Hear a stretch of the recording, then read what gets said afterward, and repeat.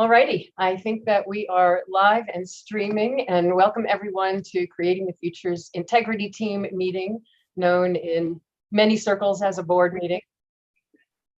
There we go. Welcome to everyone. If you are watching via the blog or via YouTube, please tweet any comments that you have to the hashtag Creating the Future. We will not be looking at anything else. We won't be looking at text messages. We won't be looking at blog posts or anything else. I did not get note from anybody that they're actually going to be tweeting today, but if you're out there, welcome, and please join in with the hashtag Creating the Future. I'm Hildy Gottlieb with Creating the Future, and it's just delightful to see all these faces. So I'm very, very excited. Welcome, Lori. It's good to see you. Thank you, Hildy. And I'm hoping Ron can get on audio soon enough. Can you hear us, Ron? Oh, yay. Wonderful, wonderful. We are going to start with a custom that started when we had, I think, our very, very first board meeting way back in 2011. Which is to just share a little bit about what's going on in our lives, what's meaningful, what's awesome. It's a way of introducing ourselves. We also like to add what is commonly known as a land acknowledgement. So if you will tell us where you are, I sort of prefer to think of this as a people acknowledgement and not a land acknowledgement. I mean, we are sitting on lands. Those of us who are in North America are definitely sitting on lands that were stolen, that were taken, and to acknowledge those lands. But what we're really acknowledging is the people from whom they were taken, the people from whom we can still learn. And so I think that that's really important. So if you'll let us know where you are, who those people are, and a little bit about what has been meaningful and awesome in your life. We will start with some folks who are used to this, and so that those of you who are not can get a feel for it. And because we've got so many people in the room, I'm going to ask that we sort of do speed awesomes. No long stories, Dimitri. Not. One of the other things that y'all will notice is that Dimitri and I, while it looks like we're in different places, are actually sitting next to each other. And so we switch the mic back and forth so it doesn't echo. So if at any point both of us have our mics off, it's because we messed up. And so just go, we can't hear you. Let's start with Justin, if you will. Tell us where you are and what's going on in your world. Sure. So I'm Justin Pollock. I am in Washington, D.C., which is the home of the Nacotchtank and Piscataway tribes. And my awesome, totally personal, I went to Hershey Amusement Park with my daughter, my youngest daughter, over the weekend, with the goal to ride as many roller coasters as I could with her, because I love roller coasters, but I have 50-plus-year-old ears that don't really like roller coasters. So took a little, I thought, you know what I'm going to do? I'm going to take a little Dramamine and get those. And I had the little seasickness wrists from a cruise. So stoked myself up and rode 8 roller coasters with my daughter. So I was pretty psyched. Oh, that's wonderful. Well, and I will share my awesome that relates to you is you did a triathlon. And I'm not sure which is more exciting. Angie, can you share where you are and what's going on in your world? Yes, hi everyone. I'm in Omaha, Nebraska, on the traditional treaty lands of the Omaha and Odo Missouri tribal nations. And my awesome is that my most immediate awesome is that my daughter is actually stuck in London, Carl. She's at the airport. Her flight got canceled. She's going to be coming home late, but she's been in Europe all the last 2 weeks. So that's very exciting to have her come back. And I'm about ready to kick off my sabbatical or professional development leave. So awesome, awesome. And hello, everyone. Very, very much. You know what? Excuse me for interrupting. I missed your name. Sorry, Angie Eikenberry. Thank you, Angie. Wonderful. One of the things you all may want to do is to go into the upper right-hand corner where it says view. At least I know on a PC it does. I'm not sure on a Mac. And make sure that it's in gallery view and not in speaker view. And that will help you see everyone at the same time. Carl, what's going on in your world? Hi everyone, I'm Carl and I live in a little village about 20 miles outside London called Wheathampstead. The country is falling apart at the minute because we left the European Union, so little things like getting flights and going to airports and so on at the moment, I'm afraid, Angie, you're a complete nightmare. So your daughter's experience, I'm afraid, is quite so widespread. So I got two awesomes, one almost the same as Angie. My son is home from university and he's actually doing some paid work, yes, rather than just sitting around annoying me. And my second awesome, which this might not seem much of a thing to you guys, but I have just had a paper that I am co-authoring with someone else accepted at a research conference. And it's the research conference that Angie is going to be the keynote speaker at. So it means that in September, I've got justification to go and see Angie. Oh, I'm jealous. I am definitely jealous. That is awesome. Thank you. Jackie. Yeah, hi everyone. My name is Jackie Bradley. I am joining today from the land stewarded by the Wyandot and Anishinaabe peoples, also known as Michigan. And my awesome today is that my partner and I have been fixing up the old farmhouse we bought a couple years ago that was originally built in the mid 1800s. So old is only relative, Carl, to, you know, the United States architecture here. But it has this really beautiful Victorian trim on some of the older parts of the house, and we started replicating that for the new parts of the house that we've been working on. So we've been doing a lot of woodworking lately. Oh, how fun. How fun. Wonderful, wonderful. Andrew. Hi, everybody. Thanks, Sylvie. My name is Andrew Schulman, and I'm joining you from Los Angeles on the native lands of the Tongva people. And my awesome is a few things, but my biggest awesome is that my daughter on Thursday is finishing up first grade. And it was fully in person. So last year was kindergarten, mostly on Zoom, which, you know, was what it was. But she had a great year and we're excited for the summer. Oh, that's wonderful. That is just wonderful. Yay. Ron. Hi there. Welcome, everyone. Or hello, everyone. I'm on the sort of native lands of the Mi'kmaq peoples here in Nova Scotia, Canada. And my awesome would be we're a combined family and all 5 kids are either actively working or studying and are happily situated in their places. So we're empty nesters for the first time in a while. And it's, yeah, happy kids, happy parents. So good. Very awesome. Mm-hmm. Very, very awesome. Wonderful. Elaine, how about you?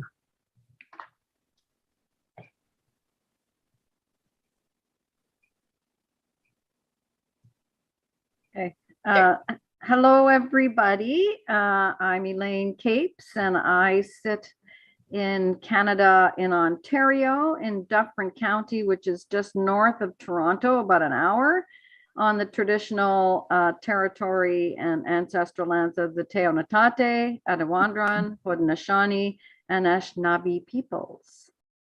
My big awesome is that we are doing a big reno in our house, and the destruction phase is almost finished, which means they're going to start the construction phase, which will make things a little easier. We have twin girls, 21, both home from university. So there's 4 of us sharing one bathroom.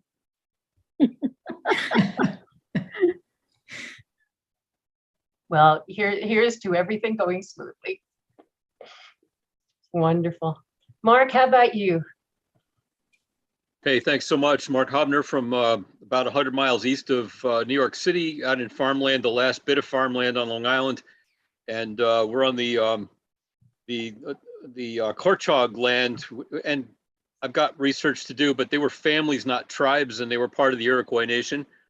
I have more to say about that sometime, but awesome right now is that our work with our local governance has become more integrated, and the community engagement programs that we are putting in the back of our heads every time we put a team together is starting to work, which is nice. The integration's starting to happen. And we're also starting to we're starting to work with younger people in these departments, engineering or Parks and Rec, who actually have a vision, which is very refreshing. Bypassing the heads who are just waiting for retirement. Glad to see some familiar faces here. Not you, Carl, and not you, Andrew, but the rest certainly. And I'm glad to see some young people, because we're also working with a succession planning program. It's nothing formal yet, but we're getting young people to transfer our skills and ideas into as we go along as a conscious effort. Awesome. Wow. Wow. Those are all big. All just really, really big. Josephine, how about you? Hi there, I'm Josephine Eisenberg from Sarasota, Florida, the home to some of the oldest Native American tribes, including, I might not say it correctly, the Callaloosa and Tocobaga people.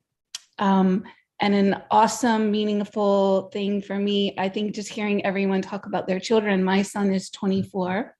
The love of my life. And he's been home for a year from LA. And the awesome thing is I'll be ready and okay with when he's ready to go this time. So before he left, I wasn't quite sure, I was a little nervous, and whatever mom's parents do. And this time I'm ready for him to fly, and I know he'll be fine and soar on his own. So that's an awesome feeling as a parent. Oh, that really is. That really is. Oh, how wonderful. So happy to be here. Thank you. Oh, we're happy you all are here. Lori, how about you? Hi, I'm Lori Gallo, and I live on what's called Orcas Island, Washington, which is off the coast of Washington State, almost as far north as BC. And it is the home of Swinomish and Coast Salish people. My awesome, so I've lived here for about 35 years. And it's a small place, and this weekend was the high school graduation, which I don't know if anyone else lives rural. It sounds like some of you might. It's a big flipping deal. And I have worked as a primary care nurse for a long time. And so when kids, and also as a midwife, and as kids graduate, it's like you can't help but remember, when their moms brought them out and how much the same they look. So my wife and I, head out on the road where there's a graduate parade, and the kids are in their family cars and their parents are driving them, or grandmas are driving them. And we have a big sign that says, "We are so proud of you." And, it's 21 kids, and it takes about an hour and a half for everybody to drive past, because it's a big deal, right? Everyone just goes nuts. Anyway, that's my awesome. And I feel very close to and also concerned about what the healthcare on our island. And that's what I'm hoping to get to think well about with you in this process. Wonderful. Oh, wonderful. Thank you. That's an awesome. It's a really wonderful. Sherry, how about you? All right, thanks. Hi, everyone. I'm Sherry Corrier, and I am right now situated about 30 miles to the north of Sarasota County, or excuse me, Sarasota, Florida. And same Indians, basically the same tribes as Josephine mentioned, but I'll even mention a little outside of the box in that Hernando de Soto landed here, right here in this area, and it's a really big deal for the local area. And just across the river are about 10 Sears and Roebuck catalog homes that go all the way, date back to when you actually could order those, and they would be sent, and they're in beautiful condition along the Manatee River, which is really a cool area. My awesome most recent, I think, would be just on Friday past. I'm also working with the Digital Access for All group, and we held an event at a senior retirement center called Casa Santa Marta. There's about 164 units there, and we, as a large team, put together and enrolled 7 out of 26, I think it was, seniors ranging from age 68 to 101 into the Affordable Connectivity Program. So now they have free or low-cost internet service. And to watch them be so excited about learning how to use their devices and their resources, just even today, still makes me feel good.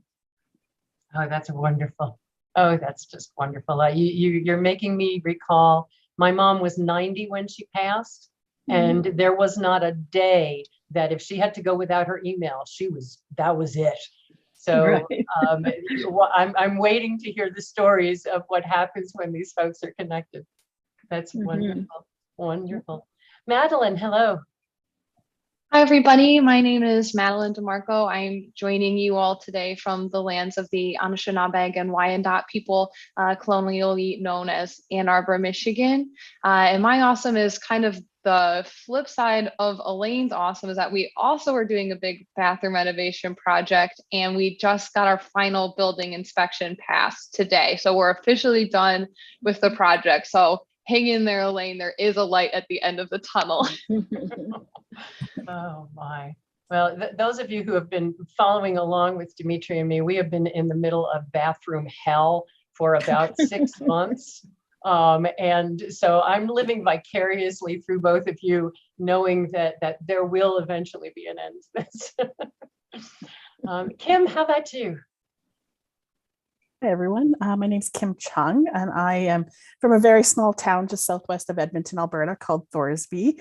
And our grad just happened, and we had tractors in our parade. That's the big thing out here. I'm on the traditional lands of many Indigenous peoples, including the Dene, Saline, Cree, Nakota Sioux, and Saulteaux, as well as the traveling lands of many others, and the homeland of the Métis. And I'm always very grateful for the learning I get from our partners that we work with, and everything that I'm able to do to help kind of with reconciliation and all of the things that need to happen with that. My awesome is I have recently, our organization and with the Center for Family Literacy, and our organization underwent some structural changes. We had co-executive directors. I was one of them, but my co-executive director retired. And so we've moved back to one ED role, and I was given that role by our board. So I'm in my first 2 weeks of being solo, and it's very interesting. I'm very, very excited though, because this is the stuff that I want to do with this catalytic thinking, the looking forward and really moving our organization forward. So I'm very excited to be here. Oh, that's wonderful. Wonderful. Congratulations. Rachel, how about you? Yeah, hi, my name's Rachel. I'm in Sarasota, Florida, along with Sherry and Josephine. So I have the same tribes as Josephine, the Calusa and Tocoboga. And my big awesome is I recently got married May 21st. And my husband and I just moved here to Sarasota because I will officially start at the Patterson Foundation this Wednesday. So this is kind of my first role for my job. So I'm very excited to be here. Wonderful, wonderful. Well, welcome. Welcome, welcome, welcome. And you, Beatriz, you're the perfect person to follow on Rachel. Thank you, Hildy, and hi everyone. Sorry I jumped in late. I'm in Piscataway Lands, also known as DC. And my awesome, I feel that there are so many awesomes happening in my life at the moment, but because of everything else going on in the world, I don't feel that I am enjoying them. Yeah. But today, my awesome is that I'm seeing my very best friend, Josephine Eisenberg, in this call, which was a surprise because I had no idea that she was going to be here. And we saw each other like, what, a month ago or less, but I miss her every single day. So we are always on the phone. And I'm glad that, we are joining in this call. And I'm just grateful to be here. And every time that I connect with you, Hildy and Dimitri, it's always a treat. And it gives me so much hope and knowing that we can actually move forward. So I am thrilled to be here. Awesome. Wonderful, wonderful. And you've got exciting stuff coming up in your life as well. Do you want to share just a smidge? Because that is a very awesome thing. Thank you, Hildy. So I will be moving to Sweden in August because I'm going to attend the University of Lund to do a master's in disaster risk management and climate change adaptation. So I've been living in the US for 14 years and now I'm going back to Europe. I'm from Spain originally. So it is a big move. I am afraid, I am excited and everything else in between. But just trying to follow what feels right to be doing at this moment. And so I will look forward to keeping you posted about everything that comes up with that. Wonderful. Dimitri, I will mute me. Thanks, Hildy. Traditional lands of the Tohono O'odham Nation, and I like the colonial name of Tucson, except here Tucson really is based on the native name for this area, actually Big Black Rock. And at some point I'll send you a little story about Tucson if anybody's interested. My awesome reflects the state of the world and the optimism, and that is we have established a ritual of talking to my eldest, who has a new grandbaby for us, a new child for him, as she's 15 months old, coming up on that point. And it is just amazing to see her on a Zoom call every week where we spend about a half hour and she runs around and brings us stuff to the iPad. And it's just very hopeful for the future just to watch young people and their energy and their excitement and love. So my awesome is getting to see not only my son, but also our granddaughter once a week, and doing it in a way that she remembers, so that when we log in, it's those funny people on the screen again. So that's my awesome. And part of my awesome was going to be Athena, so I will give that one to you. I am Hildy Gottlieb. I am, as sitting next to Dimitri, also is sitting on the lands of the Tohono O'odham people and the Pasquayaqui, who were dispersed throughout northern Mexico and southern Arizona in really horrible ways. So they really don't have a traditional homeland because they were so dispersed. But this was part of the lands that they lived on. Part of my awesome is, y'all mentioned before, I think before we got on, that what's hot someplace may not be hot somewhere else. It's going to be 110 Fahrenheit, which is about 43 Celsius this week. It is a dry heat, but it's hot. We were joking. Dimitri was doing roasting some almonds this weekend. We opened the oven and we went, it's hard to tell which is hotter, if we open the door to the outside or if we open the door to the oven. But the fun part of that, the awesome part, which, that alone is awesome. One of the things about the Sonoran Desert is that we actually have 5 seasons. That June is what we call dry summer, and July and August are what we call wet summer. And unless we get extreme heat in June, we don't get the monsoon rains in July and August. So it has to heat up the ground enough so that the electricity and all of the interaction between the clouds. And so it is kind of awesome knowing that this is just nature's cycle here. This is not endemic of global warming, although we are seeing some differences. That this is the natural cycle. And what that means is that there will be rainbows and thunderstorms. And my favorite month of the year is coming, which is July. And July is just, we have big open skies here. And so you can see, it can be blue overhead, and in the distance, you can hear the thunder and see the lightning, and rain is coming down, and somewhere else there's a rainbow, and there's just immense drama. And so the heat of June, while it means that we're spending lots of days indoors watching lots of movies, means that July is coming, which is always awesome for me. So wonderful, wonderful to have everybody here.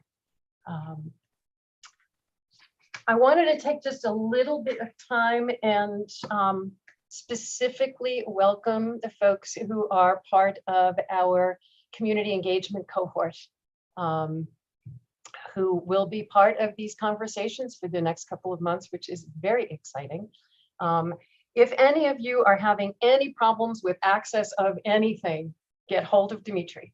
And Dimitri, if you'll type your email and your phone into the chat. I've already communicated with Beatrice because she didn't have her link, and I'm so glad that she's here. Yay, yay. But if any of you need any help with anything, I will suggest that if you feel like you may not be getting emails, check your spam filter, because it may just be you're not getting. So whitelist anything that is from Creating the Future, and that way it'll be me, it'll be Dimitri, it'll be InfoAd, it may come from a different bunch of places. But it really is really, really delightful to have everybody here. Part of what you just experienced, and for those of you who are on the board, I apologize. I'm going to do a little bit of teaching during these, during our time together. But part of what you just experienced is part of what it takes to connect with people.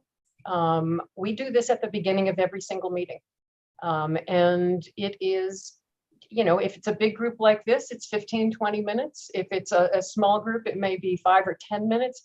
But we start every meeting by connecting with each other. You know, sometimes depending on how small and how intimate or how not public the group is, we may do check-ins. You know, how are you doing? What's going on in your life that's, you know, are you okay? These days especially, that's really, really important.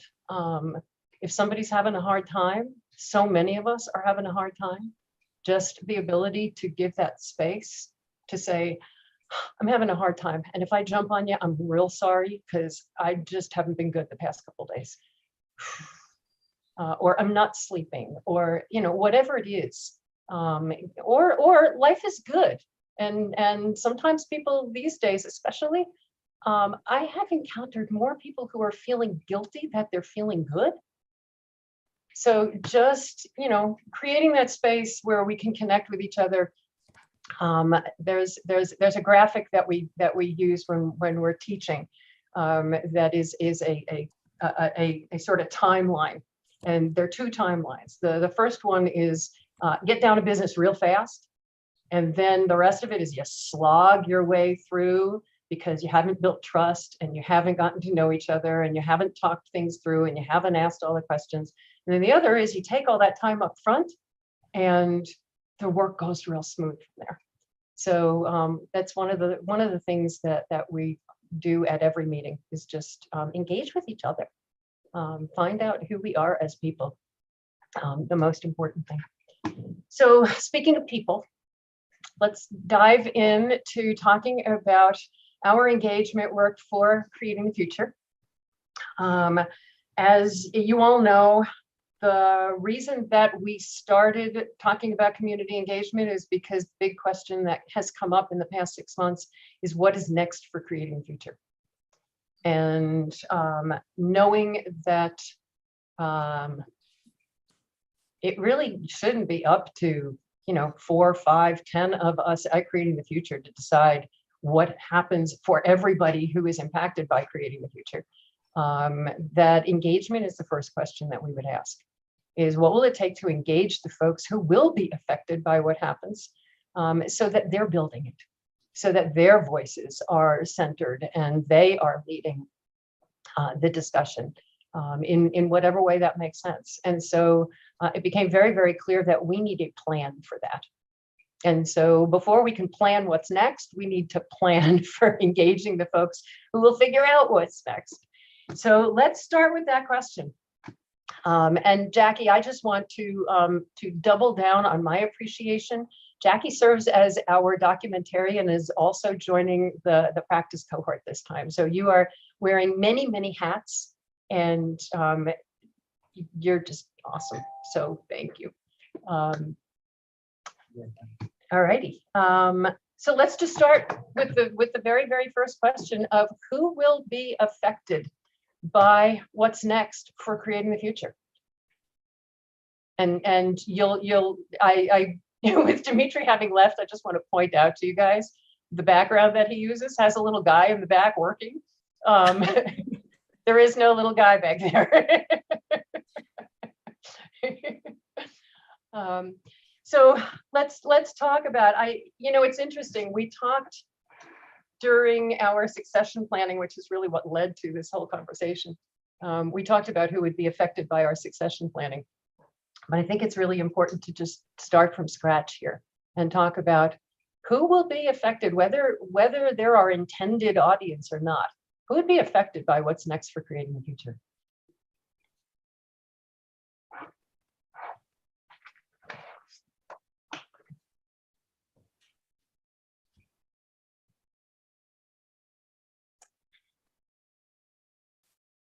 Mark, did you put your hand up there for a second? Oh, I'm sorry. And And Elaine, it was an impulse thing. I was trying to turn off the chat, and then the little thingy slides sideways. So, no. Elaine, how about you? Sure, I'll start. I'm going to be totally selfish and say I will be impacted. Big time.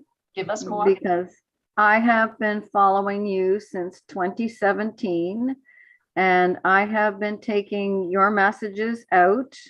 I do some consulting and I do strategic planning with people, and I've been very instrumental in helping them see that their strategic plans don't include a vision about what about them and their success, but what is it, the impact that they want to see in the world. So I thank you for that. And so ever since then, I've been sharing your newsletter, your story, your tools with different people, and you know who some of them are, and taking that message further. So I would be impacted, and then I would see all of the people that I work with in my roles being impacted, and therefore all of their connections being impacted.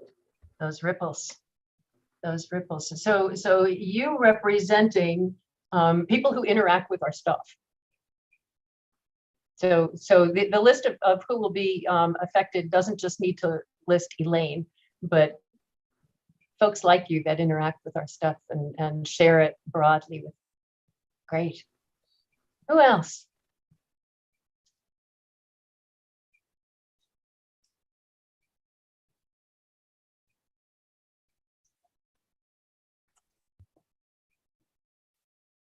Yeah, Kim.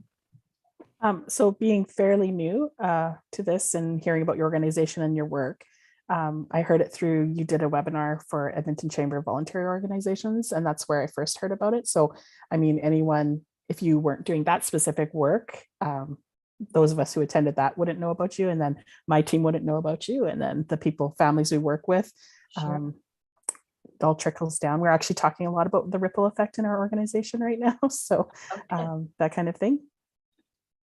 Wonderful. Who else? Who else will be affected by whatever's next for Creating the Future? Yeah, Sherry. We're working with a lot of young people in an area that we think, well, we know is very underserved, but we're excited to hear of their interest about creating the future. And we really want to try to help catch them. So at the time when they're still excited and innovative and creative thinking, so that they can help guide some future for those young people. And they're as young as middle school and right in the high school age. Yeah. Wow.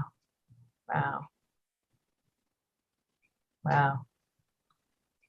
Yeah, we often talk about helping folks see a different way of thinking before it's all set in here and you've got to rework it. If we can get to people when their brains are still pliable, that's awesome. Who else? Who would be affected by whatever's next for creating the future? Well, you and Dimitri, for sure.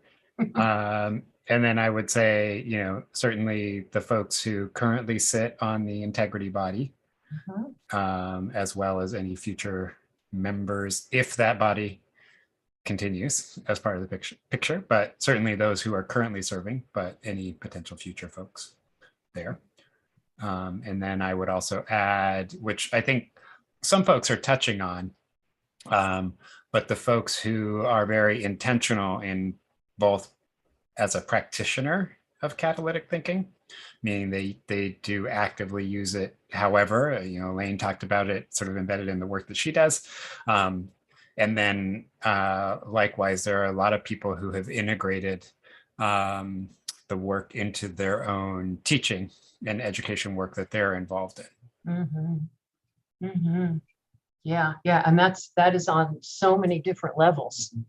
So there's people who are teaching as Elaine is doing as a community organizer, as you are doing as a consultant, as Angie is doing as a college professor, as Sherry is talking about with young people. It can be in an official teaching capacity and in a group collective capacity. Yeah, huge. Who else? Who would be affected by whatever's next for creating the future? To continue with that theme, I was just thinking of, sorry, Andrew. I was just thinking about all the people that I interact with, basically. You know, like I think, you know, there's networks. So like my students, my colleagues, you know, the planning that we just did in the school was very much influenced by creating the future, and the organizations I volunteer for. It's really like embedded throughout. Yeah, well, and organizations that, so again, another ripple. Organizations that, for instance, you know, Arnova, where all of the work that rippled out. Sure. Yeah, Andrew. Yeah, I mean, I was just going to say, you know, building on sort of what everyone has said, all of those people, and then all the people who have yet to discover this work, but will in the coming years. I don't know how we account for them specifically, but yeah, hopefully as a large and important group of people. Yep. Yeah, and I was thinking that, like, I'm gonna be taking everything that I've learned from creating the future with me to whatever my next step is, both in school and after that. So those people, that ripple effect that will come through those connections that I create. Absolutely. Who else? I think there's a little bit of a chicken and an egg thing here too, in that the people that will be affected in the future are probably related to some sort of marketing strategy that creating the future might undertake, or what social media presence, how they respond to that, those kinds of things will all affect who's affected, I would think. Wow, yeah. Yeah, people who hear about it through all different means. Sure, yeah.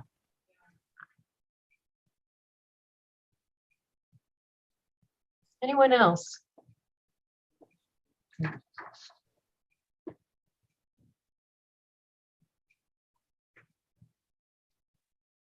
Yeah, Rachel.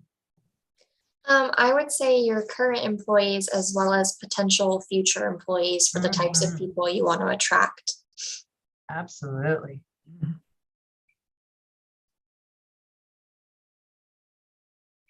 And just as a you all getting to know Creating the Future a little bit, our current employees, you are looking at the two of us. We are almost entirely volunteer led right now, and that may completely change. We have absolutely no idea. We may have 0 employees. We may have 1,300 employees. We have no idea. If we have 1,300 employees, I do not want to be part of that. But speaking of, yes, Andrew, thank you. The guy sitting behind Dimitri. He will definitely be impacted. Still waiting for his first check. There he is. He's going to be waiting a long time. He's very patient. You'll notice he doesn't jump around a lot. No, he doesn't say much. He doesn't say much. Justin had mentioned anyone who can be asking, how can I effectively contribute to change around me? Yeah, I think there's a whole, for lack of a better word, change makers, folks who are looking to create change, whether that is individual activists or people within organizations, or yeah, I think that's a really big one.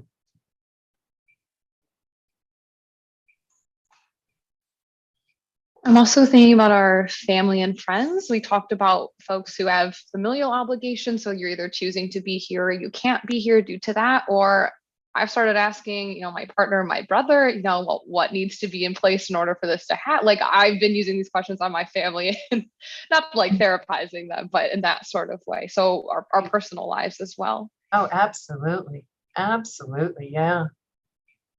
I remember the first time one of our fellows, who had taken, we used to do in-person immersion courses that were 5 days long. We eventually stopped that when they started describing it as drinking from a fire hose. But it was so interesting when one of them in a group call like this said, the aha was when she realized, oh my gosh, this isn't about social change. This is about how I work with my husband. I was like, yep, this is how we be together. This is how we be together. Anyone else? That's a really big one, Madeline. I'm sort of. I guess as a subset of the change makers is also acknowledging the change-making institutions. We do have institutions, so I guess I should actually say the leaders of change-maker institutions, or change-making institutions. Give us examples.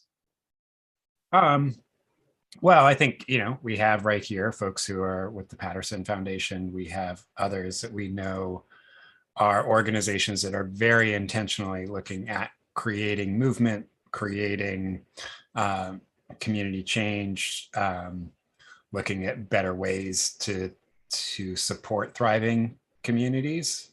And so I think those entities that have that kind of a disposition built into their DNA are potential folks to be looking for, again, the support, the tools, the connections around others who are trying to figure out ways to do that. Just as Madeline was saying, the people who are really going to ask the question, well, what would it really take?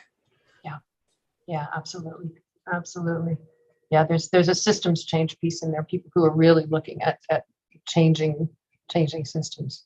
Yeah, big. Have you had any, this may not be the right place to ask this, but I'll ask it. It's just on my mind. It came about when Justin was mentioning those things. Have you had success or interest from municipal, provincial, federal governments or political parties, those kinds of structures that are already in place for us and work every day, but they don't, I'm wondering, are they interested in this kind of thing? Have people noticed that? I think it gets to what Justin refined his initial thought, which was from institutions to people. And it depends. We've done demonstration projects with the entire State Department of Education in one of the states in the US. And not had any interest from, I mean, so it really, you know, it's just like from one food bank to the next. Some people, it's the people. It's never about the thing, it's always about the people. Yeah. So the answer is, yeah, sure. I mean, you know, so much of what Mark is doing is embedded in government from the outside, but working within to get folks. And so, yeah, I think that's a huge one to put on their governments in all, you know, from tiny, municipal, rural, to an entire province. Yeah. Large and small.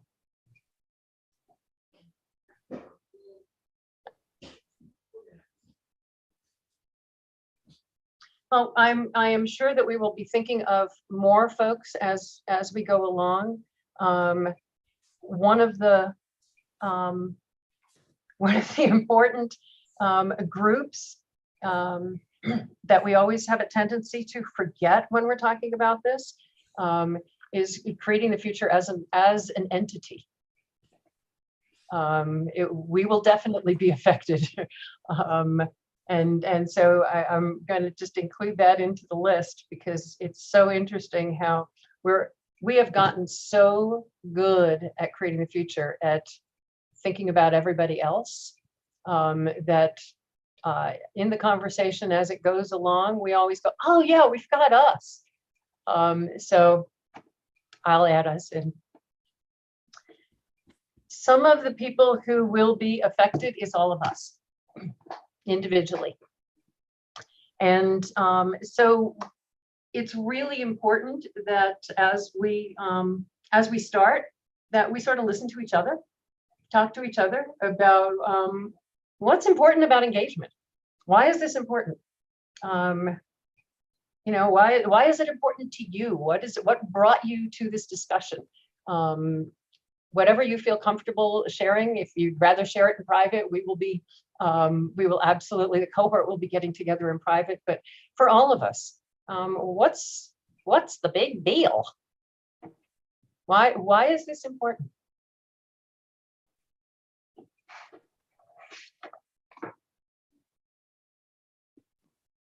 Have you seen the headlines? We're at a critical point. We need to be asking questions of other people who aren't quite like us.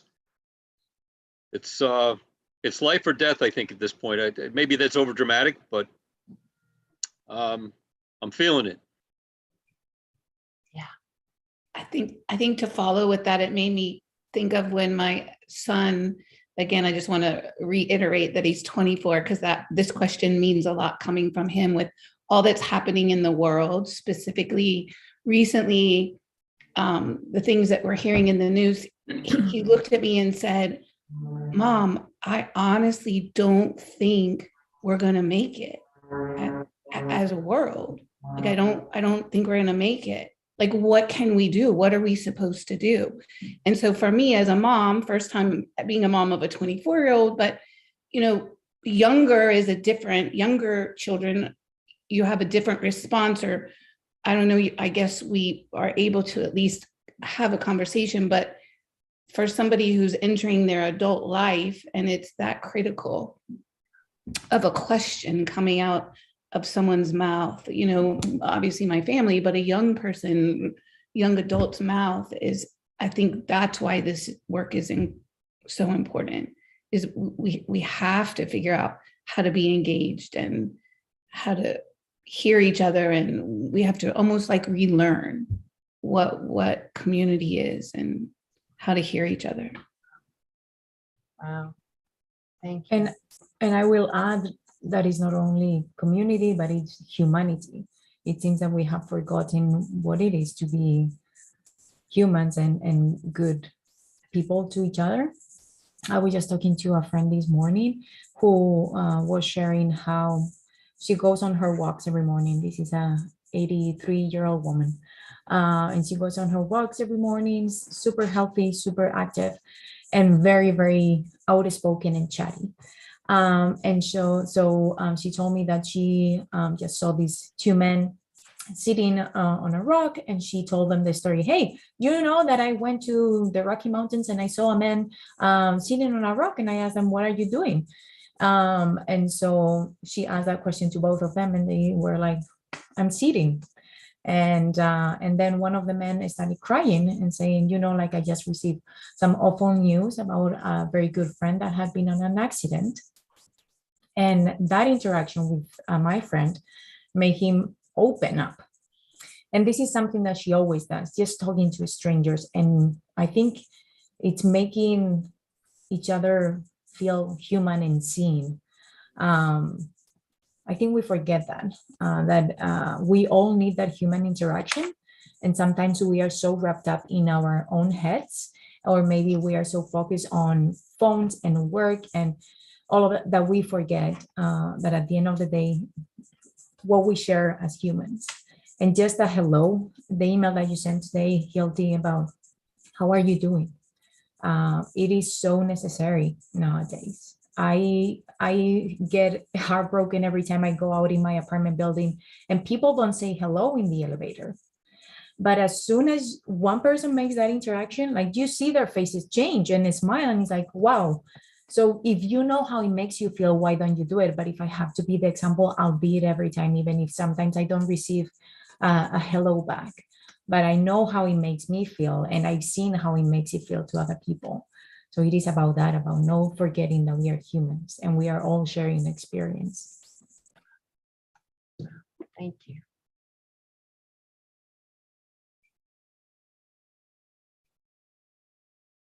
What else are you all thinking about and feeling when it comes to engagement? Why is this important? Why are we even talking about it? I will speak up here. Beatrice, this is piggybacking off of yours a little bit. I feel that sort of responsibility to notice people around me. And that is my practice. And it's exhausting. And so I realized that one of my concerns is knowing that this is really going to be essential to anything, everything that we do. But the idea of full-on commitment to this engagement, I feel intimidated. I feel unsure that I have that kind of energy and wherewithal. That sounds a little bit too dramatic or a little bit too dire, I guess, as I hear those words. But it's real. It is real. It is real. It takes effort. And some days we feel like it, and some days we don't. Some days we want to curl up on the couch. It's funny that you say that, Lori. In a meeting that I was in this morning, which was another awesome, was that I got to meet with my own leadership team in person, like live. But one of the, I work in the social service, human service industry sector. And one of the programs that our community services had money for, they were working with a number of different agencies who support different community members. And they've actually now turned down that partnership and that funding because the job was too hard. Yes. And these are social workers. And they're just saying that particular funding and the people, the audience, of group of people they were working with are the very challenged, and they found it too hard. Like, that's, so where are we going to go when all of the beautiful hearted people like Lori are burnt out and used up and can't find any more to give? Like, that's a reason to engage. The other thing I just want to share, and this is a simple thing, I listen to books on CD as I'm driving, and it doesn't matter what the book is, but I always find some little nugget and I go, wow. So in this book, the character said, kindness equals happiness. And I went, yeah, there are so many people who are not happy right now. And if they're not happy, they can't be kind. And so it's like this snowballing thing of, I'm not happy, so I'm not going to be kind. And then I'm not kind, so you're not going to be kind. And it's like, I was at a conference and there was a lot of conversation about hate towards different groups. And it was like, oh, you know, talking about being scared, you want to get under the covers and just hide. And it's like, where are we going? What is happening to our humanity? So that's a big long-winded answer. Thank you. It's not, don't apologize. It was beautiful. Thank you. You know, a lot of what comes up for me as you all are talking is the need for systems for engaging. Yes. Because if it is up to an individual, it is exhausting. And our systems right now are so rooted in individualism and not connection. And so part of the reason that it's important right now that creating the future do some form of engagement is because we always see ourselves as a demonstration project. We always see ourselves as an experiment that others can learn from, of what does it take to institute systems that are engaging,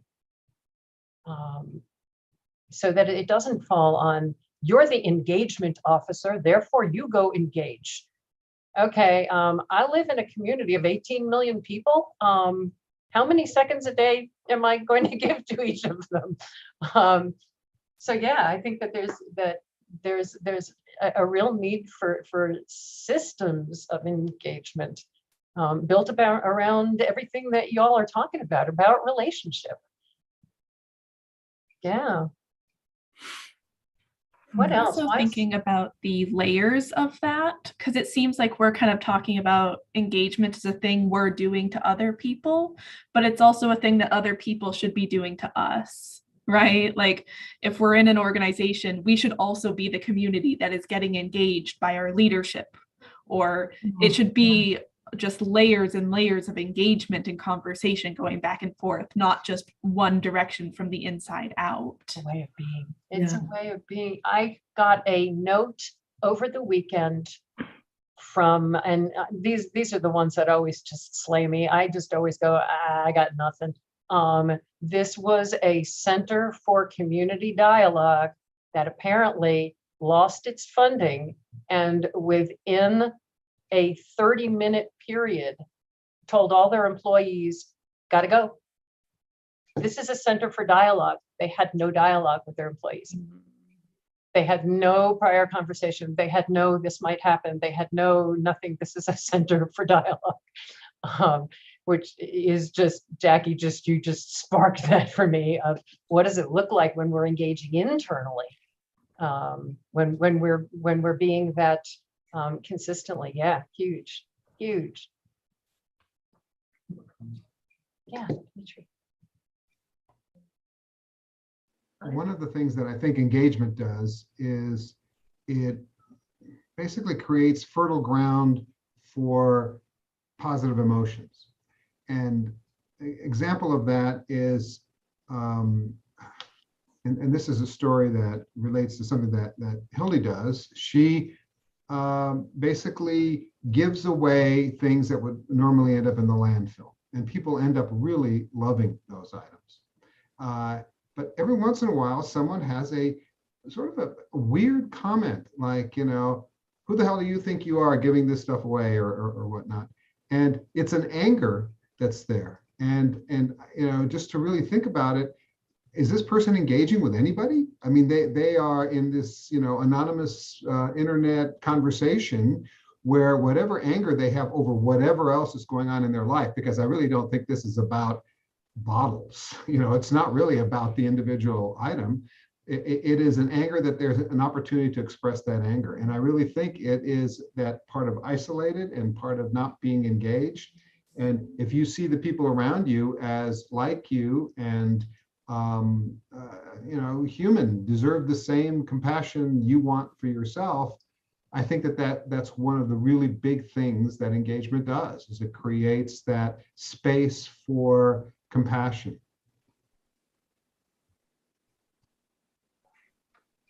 Yeah, Sherry. Yeah, I think this is a little bit generated with what Dimitri said, but being a little seasoned in age, let's put it that way, I feel like more so than ever, it's harder to start engagement. It's harder than ever to be able to feel comfortable with an opening discussion, because things seem to lead quickly one way or the other. We've missed the whole interaction part where you don't judge someone immediately. You talk through things, you listen, you experience each other before you immediately say I'm comfortable here or not comfortable here. And I've kind of seen that go away. I'm sure everybody else has too, but that kind of scares me from the standpoint of how we can effectively find all types and all groups and all community members to engage with and find out what the possibilities are, because there's always some thought that there's an end game and not just that we want to listen and plan and work together. Mm. Yeah. Mm. Yeah. Thank you. Ron, how about you? Yeah, just to continue that thought a little, I mean, this idea of comfort and what is positive and what is negative engagement. It's not just engagement we want effective and comfortable engagement. I think in so many, in our personal lives, we want to respond well when we are faced with options on how to respond. And I find, for example, sometimes I respond very judgmentally. If the kids are asking me a question, I want to solve it. That's what I want to do. It's my innate response. And it's not always that helpful, actually. And that's one of the ways I'm retraining myself to try to stop and ask a question before offering any judgment. And I find most of the time they will know the answer, actually, better than I. And I see that in organizations, almost every organization I've been a part of, we have worked on how to handle difficult engagement. How do you respond in a way that satisfies the need for people to contribute and to be heard, really be heard, but also not to, even if it's a contrary viewpoint, how do you keep that? How do you keep that in a parking lot, even when you make a decision against that point of view? But how can you, as an organization, say to all the people who you're representing, that's a contrary opinion now, but we can come back to that at a future time, and we're going to save it. And here's where it is, so that we don't lose it, because it's obvious to that person. It's truth to them, even though it doesn't work for the organization at the time. Big stuff. Yeah, thank you. Kim. So kind of on the same thread, the listening part. So we're working really hard in our organization with adaptive programming. And I don't know if you're familiar with that, but it's asking our participants what they want to learn, what works best for them, building on their strengths. We've always done it. It's kind of had some different names, but we're being really intentional. And what we're finding is that people are so surprised that we're asking them what they want. They're used to being, it's top down directed. You have to learn this, this, this, and this. And they may get asked some questions, but they don't see it incorporated then in what they're learning. And so they stop giving feedback because it's never listened to. And so when our families have seen us kind of incorporate everything that they're wanting and asking for, they see it happen right away. They start doing it more and interacting more and engaging more. And we've had some really great outcomes and stories and things that have happened because of that. And I think as society and as a whole, I think there's just a lot of people that don't feel like they're being listened to, or they don't have a voice that's big enough because this group has a bigger voice overall, and it gets frustrating, and then they start making decisions that maybe aren't the best decisions because they're frustrated and they're trying to be heard. And I know during the COVID pandemic, our freedom convoys up here in Canada, all of those things that have happened. I actually have a lot of friends in rural Alberta, people who I really respect and value, and I listen to their reasons for why they're agreeing with whatever. It's opposite of me usually. And they just want to be heard, and they just want to have that acknowledgement that their opinion stands for something. And we disagree, but we're still friends, and we can do that. So a lot of it's about listening and that empathy for another person's situation. Yeah. A big part of what you all are talking about, and that specifically triggered it for me, Kim, is we talk so much about inclusion. We talk so much about racial inclusion and socioeconomic inclusion, and who's left out of conversations and who's included in conversations. And to me, that's a big part of, if we don't ask the people who are affected by our work to be leading that. I mean, the question you asked, Kim, is beautiful. Of what do you want to learn? How are we honoring people so that we can include them, so they feel included? If we're just telling them, well, here's the program and we're doing it for you because you poor people need, that whole very patronizing approach, it goes so counter to the desire to be inclusive. Yeah, there's something really big there. Well, and I think it goes beyond the inclusive piece. And I think, Kim, some of what you're raising is just the idea that if we are asking people to create their future, if we're acknowledging that, they have to have a mechanism to do it. They have to be able to have power to influence the systems, which I think raises another sort of precondition, but also a result, which is those who hold the power, who might be overwhelmed. I mean, there was some conversation earlier, being overwhelmed by engagement probably means that you're holding too much responsibility for all the power. And if you actually engage people and you relinquish some of the power that you can, through that, not only is it good for just diversifying where the power is, but it also releases the load of that any responsible party has to carry. And it makes the whole notion, for those of you who don't know me, semantics are really big. Responsible is about being responsive. To be responsible for someone means to actually be responsive to them and what they need. And so if we're not engaging, we just don't know that. Our perspective just is not accurate.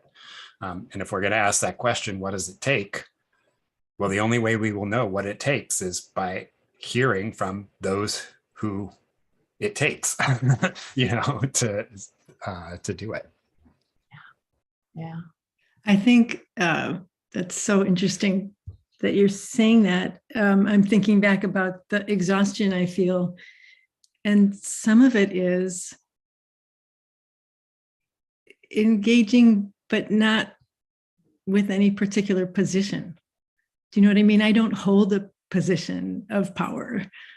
I think one of my hopes here is to figure out how to engage with the people in this brand new healthcare district here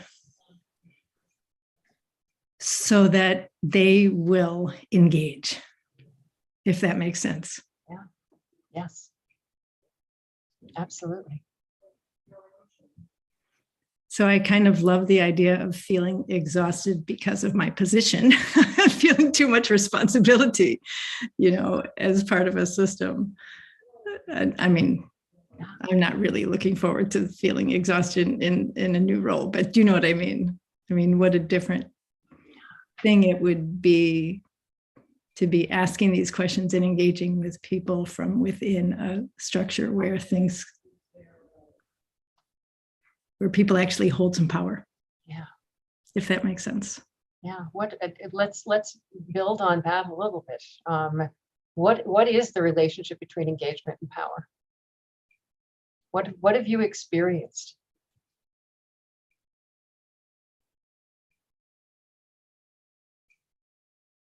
Because one of the interesting things that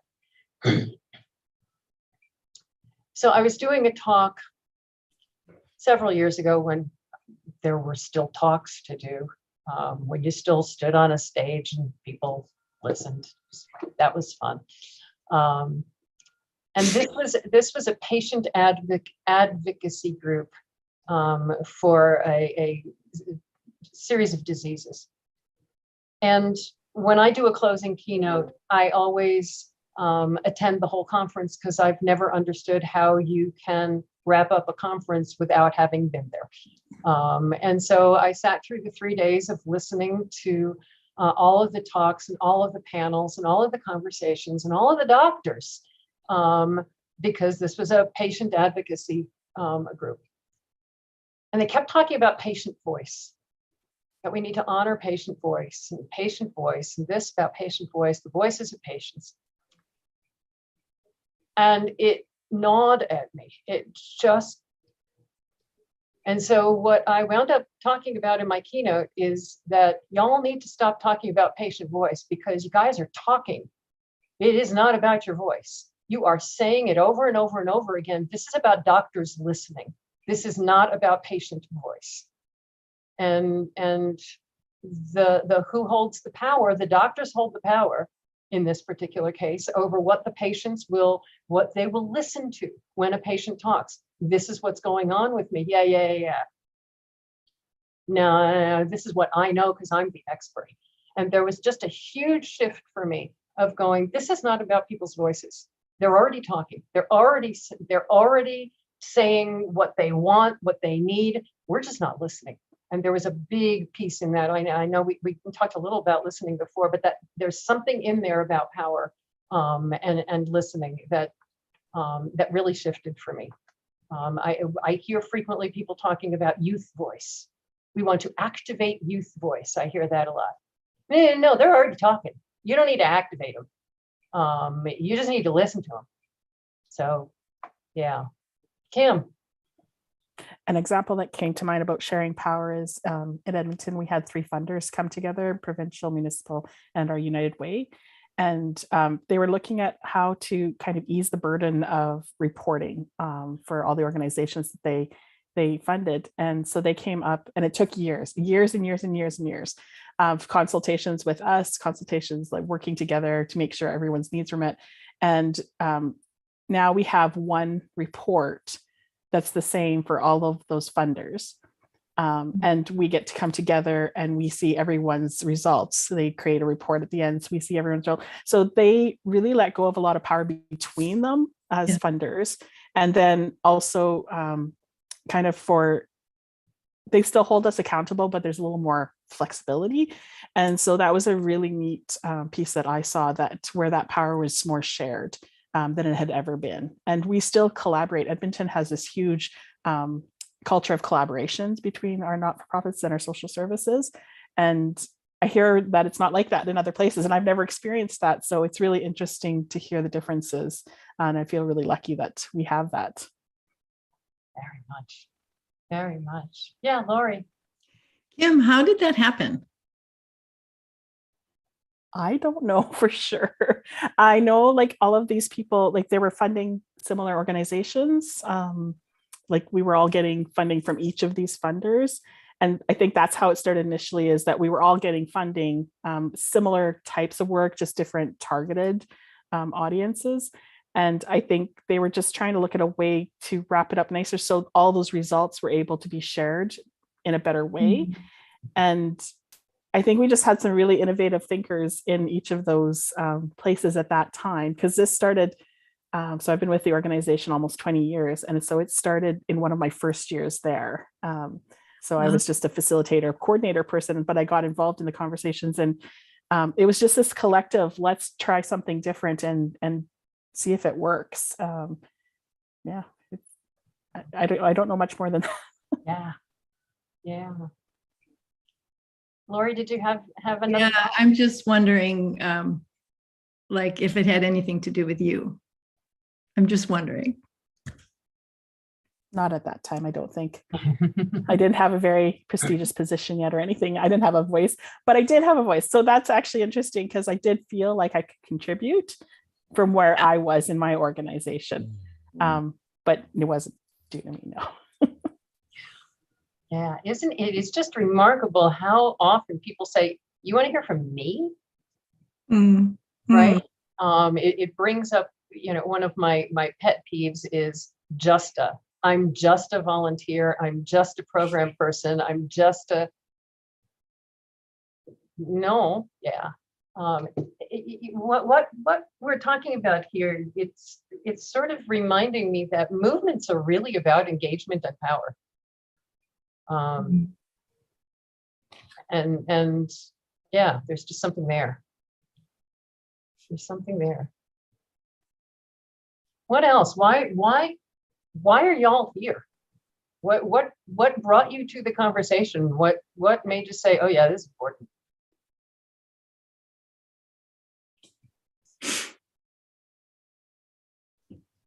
I'm also thinking about what kind of power we're talking about.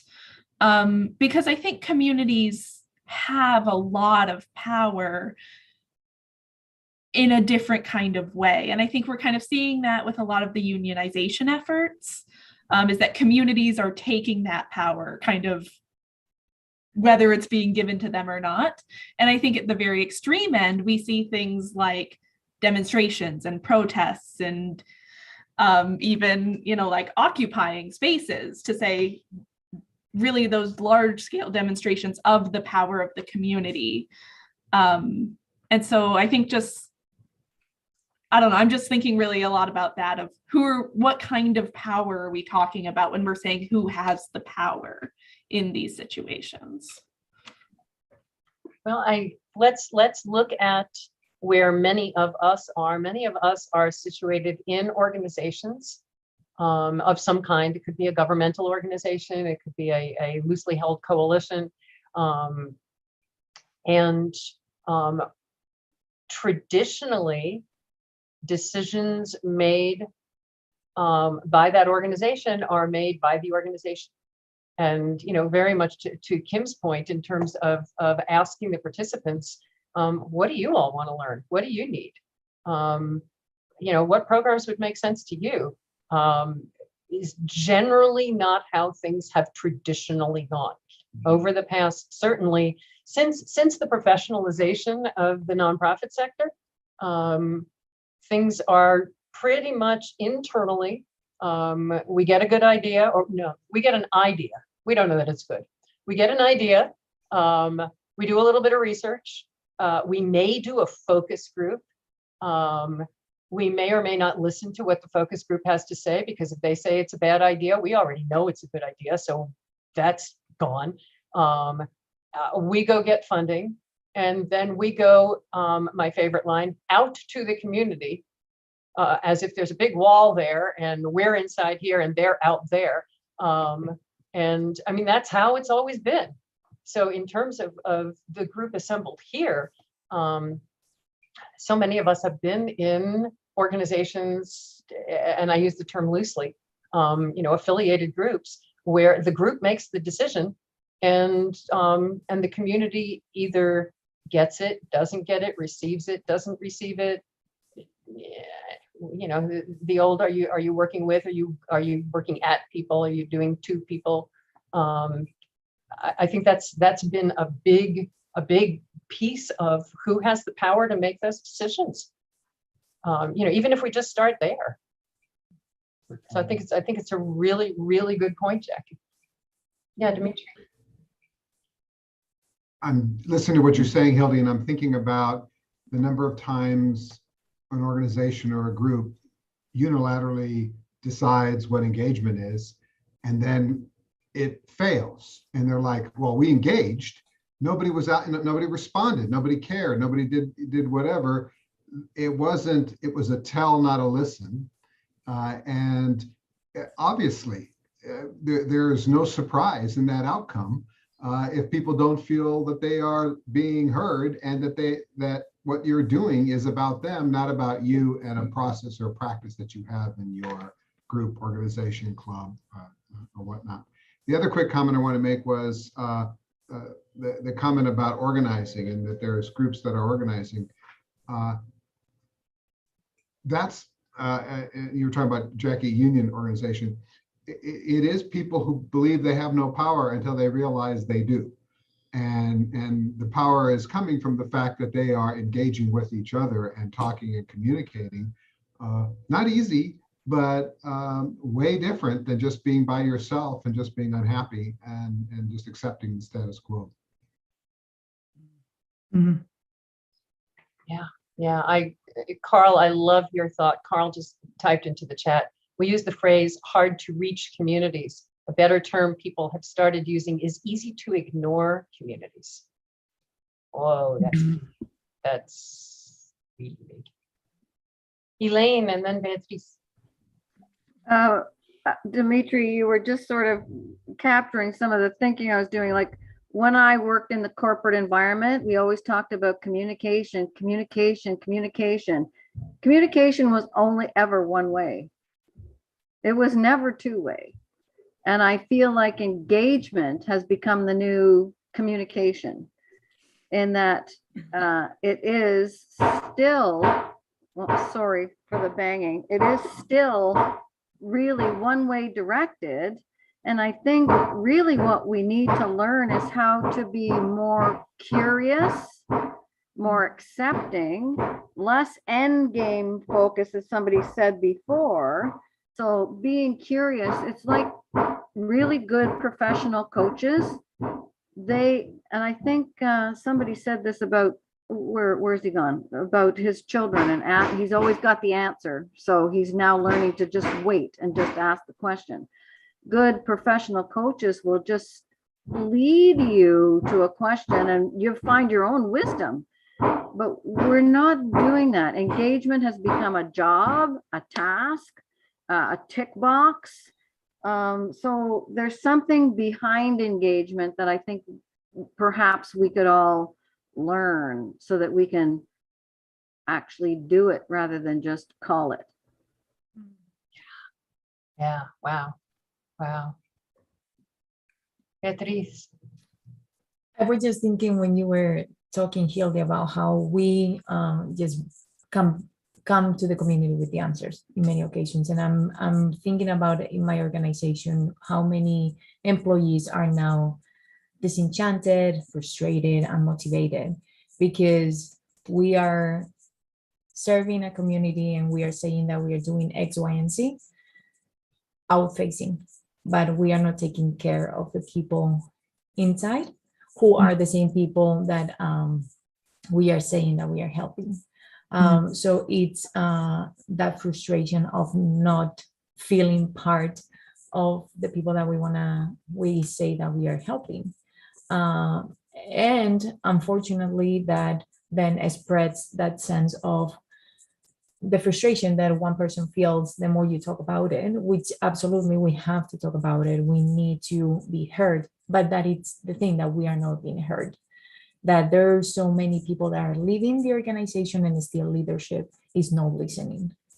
They just, as Kim was saying, right, like maybe massage what it's happening as, it's something else. It is not us. It's that, the Great Resignation and the economy and blah, blah, blah. And they are not looking inside. And also, again, we are going outside with the answers, but maybe those answers are not helping and we are not looking at it. Wow, thank you. Madeline. The piece that I keep coming back to is around accountability, because to me, engagement is about relationships with people and power is about your relationship to other people. And the fundamental principle of healthy relationships is that we are accountable to each other, and we have norms and roles in which we are mutually responsive to each other. And when those start to break down, and when I'm not listening to my partner or I'm not fulfilling my obligations, is when we get angry at each other, when movements start to organize and protest, for example. And so it's about how are we accountable to each other mutually, and listening to each other mutually, and not coming in with those, not listening sort of things and telling folks what to do. And so setting those norms and expectations and roles for each other, and making sure that we're fulfilling them and holding each other accountable to them. Wow. Wow, it's big, huge.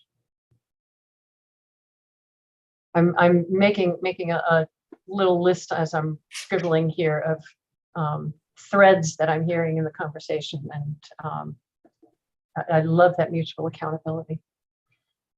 Carl.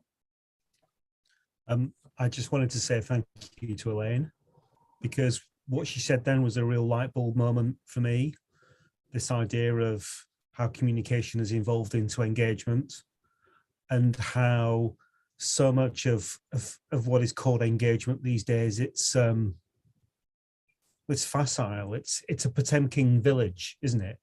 It's a sort of a millennial version of pretending to engage people when it's actually designed to sort of put off people from it's put off sort of actually hearing, and it sort of then started to make me think, okay, well, and I may have shared this with you before, guys, but like I've been reading a few things recently about how the way that we design digital services in particular at the moment, everything is about removing friction from our lives.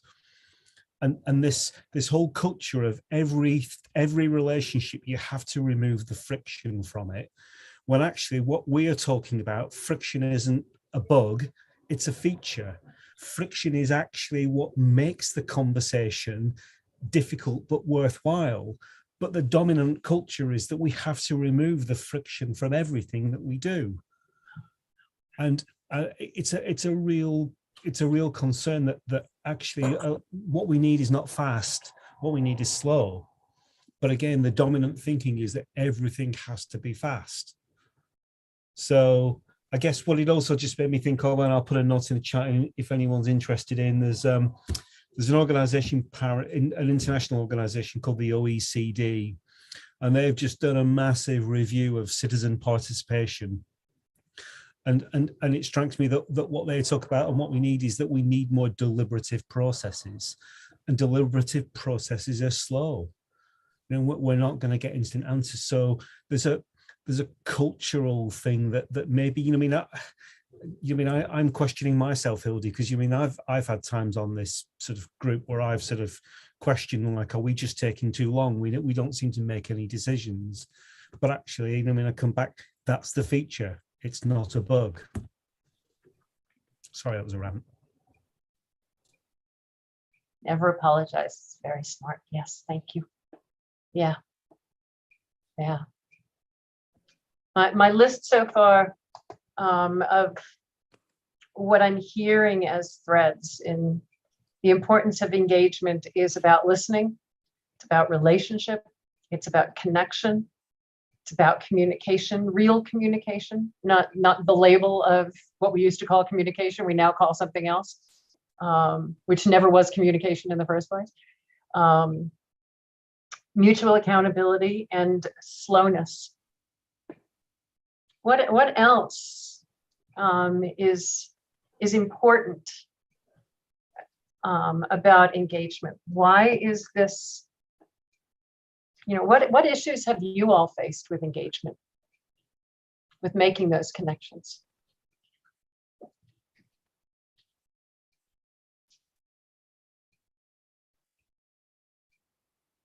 Yeah, Carl. Sorry, that's a legacy hand. I have two legacy hands. Kim. I think one of the really interesting things about COVID has been that everyone was forced to slow down so much that engagement with our participants and with other people became much more meaningful because people wanted those connections. And we've got more feedback, evaluation, stories, whatever you want to call it, than we ever had before when we were doing in-person programming. And I think I'm curious as we go back to in-person programming, because we're still all online right now for our programming. As we go back to in-person, I'm curious how we keep that up, or because people are going back to their kids are in soccer, this, and get busy again, if that will be lost, or if it's something we learned to do during the pandemic and will continue. I don't know. It's a curiosity for me. I'm very interested because our engagement with specifically with the people we serve has been so much better in so many ways. Wow. Hmm. Yeah, I know one of the themes that I heard a lot during the early days, so still 2020-ish, was that while the pandemic was horrible, while everything that people were experiencing, so much of it was scary, so much of it was unknown, so much of it was bad, that there were things people were really appreciating. And so much of what people were asking was, what will it take to take that into life post-pandemic? And that connection seems like a big piece of that, Kim. Yeah. Andrew. One of the things that I've had frustrations with is engaging people when there isn't a sort of immediate and apparent benefit for them to engage. Some groups and people want to engage, want to share. Others often who, it would be really important to have input from, aren't interested, or, you feel like you have to sort of like design a way to create that engagement where people feel like, okay, this is why I'm going to do it because I'm going to get X, Y, and Z out of this. And so I always think about, and not always, but I come back to that a lot, and sort of how do we do that in a way that's authentic and truly engaging. And there might not be an immediate personal benefit for people, but the sort of thinking about the greater good and the changes that we can make. Do you have an example? Are you talking about as an individual trying to engage someone in an organization? Are you talking about as an organization trying to engage somebody as an individual? And if you're not comfortable saying, then I'm good with that. I'm just, if you can help. Yeah. I mean, I've had that kind of experience in both places, in both of those situations. Both as, right now I've been an independent consultant for 8 years, and, engaging people on sort of what they want and need, both as a consultant working for clients, or as a consultant, trying to understand what clients need and want, in that case, but also in previous, jobs and careers working with companies and nonprofits, as an employee, engaging different groups out there. Yeah, there's a, I have found sometimes there is a skepticism because our culture doesn't engage authentically. What do you really want? Are you engaging me because you're going to ask me for money? You're trying to sell me something? You're not going to ask me for money now, but are you going to come back a year from now and you're going to ask me for more money? Because I think there's a big cultural thing there. I think that's it's very real. And I think that we also, communities who have been taken advantage of, extracted from, have damn good reason to say, oh yeah, okay, you're the latest one that's going to come ask us what we want, not do anything with it, but put it in your report and look good.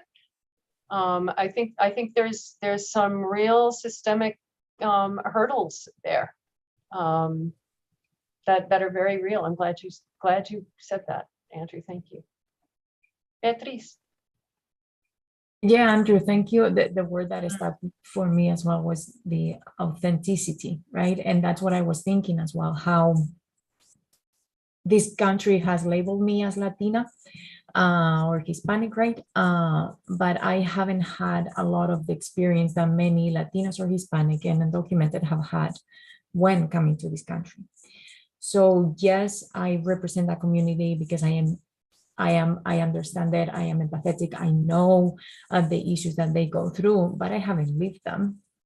And I was just spending time with a friend who is a cleaner there in Sarasota, and is what she says, he's now working at an American company. And what she was telling me, how her bosses never engage with the cleaners that are cleaning the houses. And she's the supervisor, right? So she's the one that sits down with them and asks, how's your day going? What are the issues that you're facing? How can we help? So for me, I was thinking about how that engagement needs to come from people that have walked in the shoes of the people that we're talking to. Because yes, I can have this label, I can speak the language, but I might not have the experience. I might not speak the actual words that they are gonna relate to. And that for me has been one of the challenges in the work that I do, that how much can people trust me when at the end of the day I look this way and things like that. Yeah. Mhm. Yeah, absolutely. And Madeline noted in the chat, and I think you're dead right on, that trust is the elephant in the room. That so much of this comes down to authenticity and trust. Yeah. Josephine. I'm not sure where if this fits now, but this is bringing up for me some of the training I've had in the past, or just professionally, that there is a space for when groups aren't ready to be a part, or in this instance, be engaged or communicate, or be a part of that process. That there's, I'm not sure how to say it the best way, but there's a space for them to not be engaged. Like this group might not want to, but move forward with the ones that are ready. And then at some point, those folks that weren't ready might follow along, or see that a group is being listened to, or that results are happening. So I always try to be conscious of, for early in my career, it was like everybody had to like understand and be a part of it, and yay, hurrah together. and over the years have understood the power of saying, okay, we can invite and we can include and we can do our best to be responsive, and all of the sort of a culmination of all these that we're talking about, and that still folks might not be ready or trust, and that to continue on. Yeah, wow, that is, it brings to mind that there are different ways in which people engage.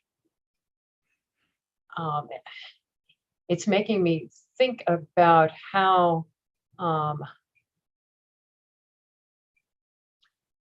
what we consider the norm of engagement, to put it really bluntly, is extremely white, extremely colonial, extremely, go down the list of this is how you engage.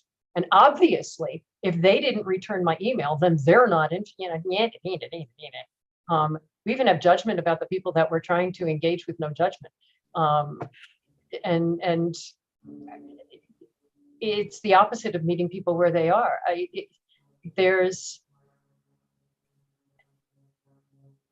so many people engaged by listening quietly, taking what they hear into their worlds. We talked early on about what difference it makes, about what's next for creating the future and who's affected.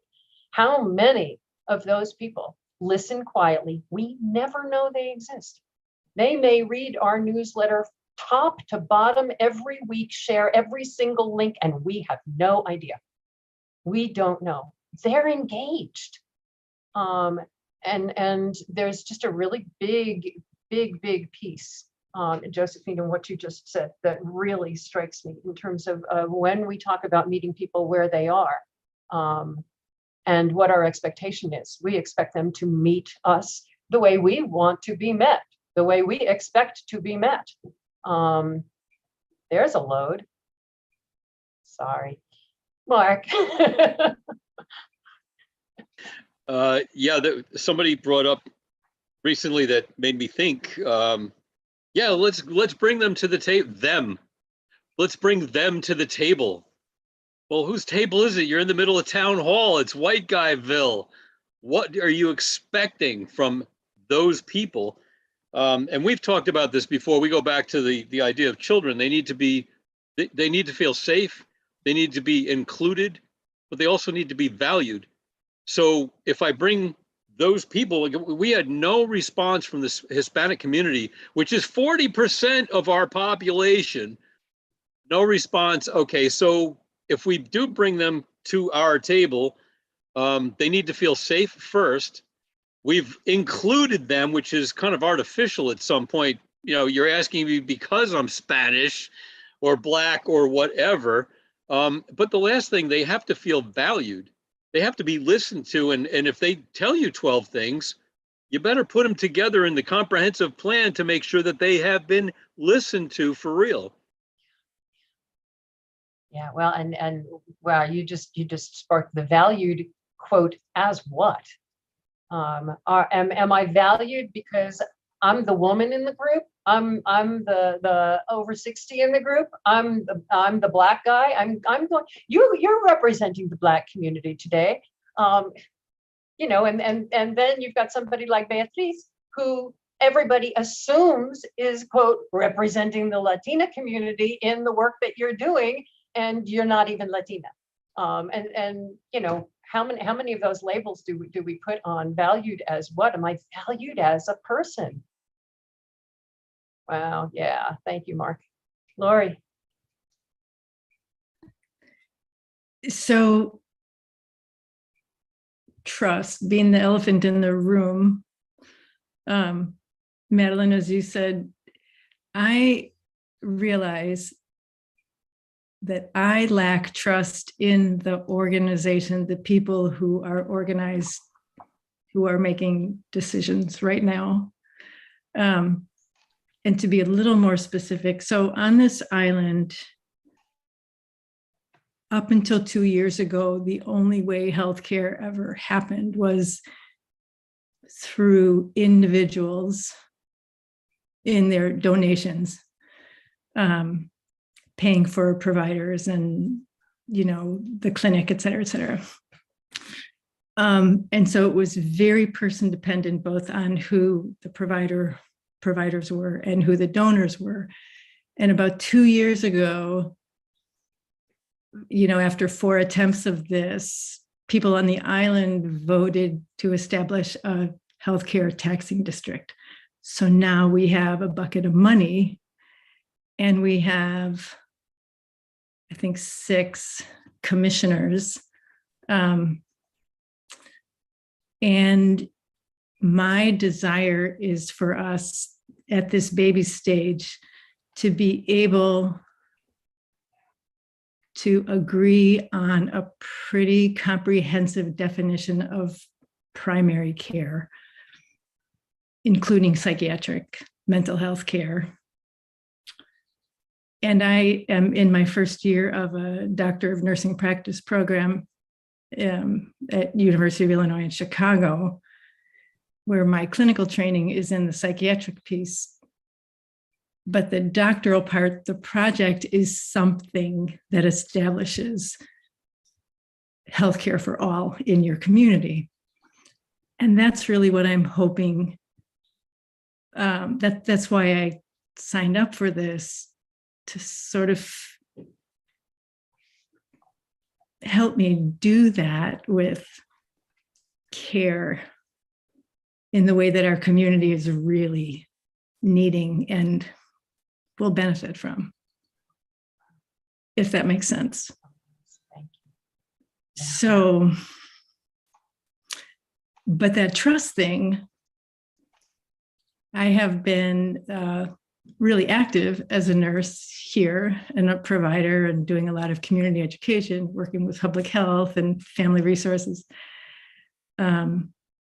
But I feel like I've been up against, and a lot of people have just been up against that really conventional few people making all the decisions in a pretty conventional medical structure that all of us could imagine what it's like. And I have some benefit of being older and being nice and having this privilege of being in this doctoral program. But I don't know, I want to use it. I want to do something with it. I want to bring us where people have wanted to be for all this time and not have it be a very person-dependent structure. So engaging with trust with the people that right now are doing the talking, I know that's my job, and and I have that edge, that mistrust. Yeah, I think we have some systemic mistrust. I would add too, though, Lori, that the trust is a two-way street. It's not just trust that folks need to engage with us, but the organizations or whatever group it is trying to do the engaging also needs to trust the folks that we're engaging with and believe that they are going to come and bring value to the table. Because I've been in groups where we've talked about engaging with community members and the conversation has been, I don't think they're going to contribute anything. I can't trust them to behave in a meeting. I can't, all of these things. And so that trust has to be mutual. And it's not just on you to trust the system, but the system also has to trust you and earn your trust as well. Yeah. So I have to figure out how to trust the people right now that are, do you know what I mean? Like, I know them, I care about them, I'm fond of them. This is a small community, but I feel my edge. And I have been impatient throughout this whole discussion of creating this healthcare district, that I would not behave well if I volunteered to be one of the commissioners. Not behave well. I'd have a lot of impatience. Yeah. Understandably. And I think what you are voicing is what many community members voice, period, when it comes to the institutions that they deal with, which is a perfect time for us to wrap up our conversation today. We're going to take a little bit of time for reflection. So first, this has been a very intense conversation, so I'm going to encourage everybody to take a deep breath in and actually remember to breathe out, because we have a tendency to be holding our breath. So if you will breathe in and breathe out, that will be helpful. If you took any notes today, if you look at your notes and circle anything that's standing out to you so that we can share what is standing out to us. And whoever feels like starting, don't feel you need to raise your hand, just jump in and share what's standing out to you from our conversation today. And if we could keep it to just about a minute or so a piece, we've got a bunch of us and about 10 minutes left. I have circled systems for engaging or of engagement. So not to keep the pressure of one individual to create all that engagement, but how do we make a system? Huge, big, big, big.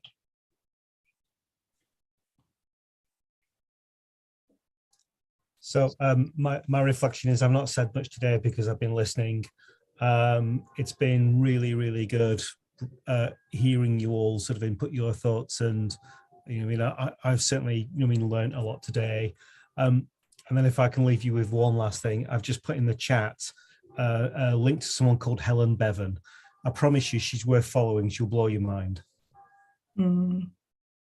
Always appreciate your links. And they always do blow my mind, so thank you.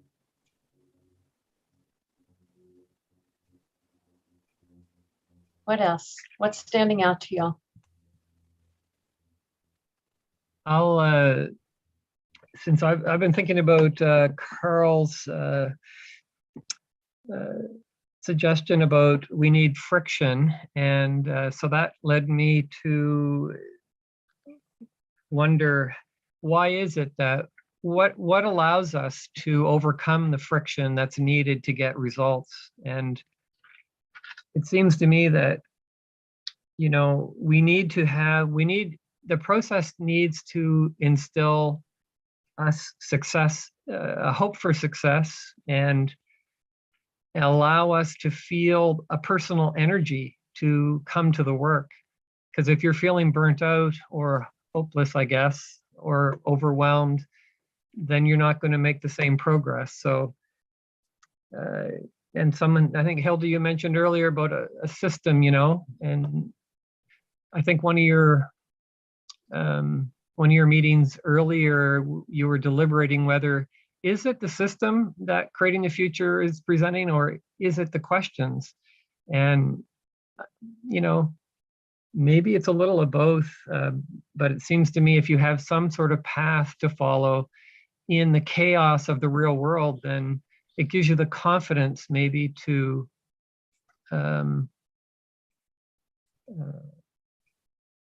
keep, I think, hope that you will get long-term, you know, you will get success. And, you know, there's points of view. Is it a short-term point of view or a long-term point of view? Sometimes, you know, it might take years, but if you can see some success in a month or in a year, then it keeps you going.